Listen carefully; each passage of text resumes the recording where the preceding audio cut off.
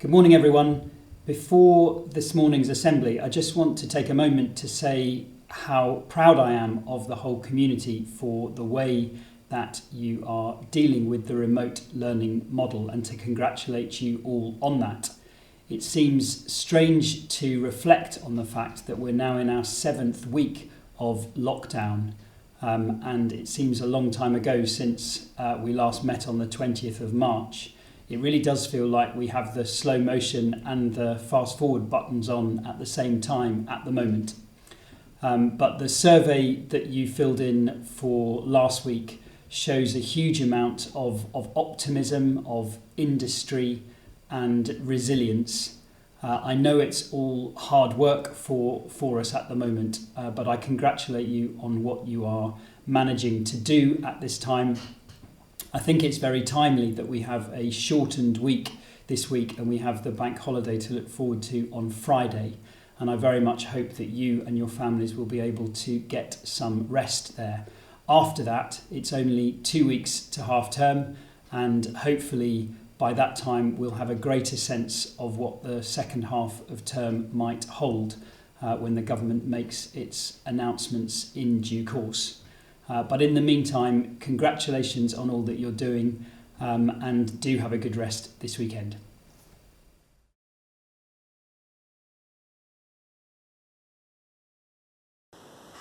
I'm a perfectionist. I always have been. When I was at school, I was the kid in the rugby training session that would run around the outside of all of the cones during warm-up. I would shade right to the edge of the box in art lessons, not in geography lessons. And I guess that's carried on with me through into my adult life. A few years ago, I spoke about a book I'd read by an American Harvard professor, Ben Tal-Shahir. It's called The Pursuit of Perfect. In the book, he talks about two different types of people: the perfectionist and the optimalist. The perfectionist sees life in a straight line from A to B, and any deviation off that line is somehow seen as an annoyance or a frustration in the pursuit of where you're trying to get to. Whereas an optimalist still has the sense of an A to B, but they see the journey less as a straight line and more as an experience, an upward spiral that still moves them towards the same destination.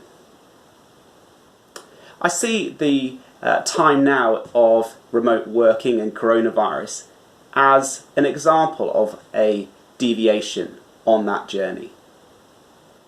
And I think the more that we see it as an annoyance and a frustration, something to push against, to fight against, because it's stopping us trying to get where we want to go, the more frustrated we'll become. And I think the more we see the optimalist point of view and try and see this time as an opportunity, I think the more we'll be able to embrace the time in which we are in. I've loved seeing on the Norwich School website and the Twitter feed the way in which so many pupils at the school have seen this as an opportunity. An opportunity to care for their local neighbours by putting little presents on their doorsteps. An opportunity to put notes up or signs up in the villages thanking NHS workers. An opportunity to make face guards or PPE to support those that are working on the front line. So I want to encourage you today to think about how you can adopt an optimalist approach. To think about what the opportunities are in this current time and see it less as a frustration and annoyance on the route to your end destination, and more as a chance to try new things, to look out for those that maybe you haven't looked out before, to maybe try things you've never tried before.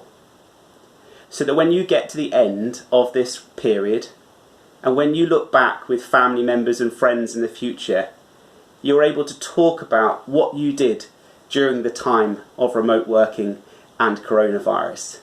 And you can talk about it with a sense of pride, of seizing the opportunities in front of you, of making the most of these opportunities. Take care. All the best.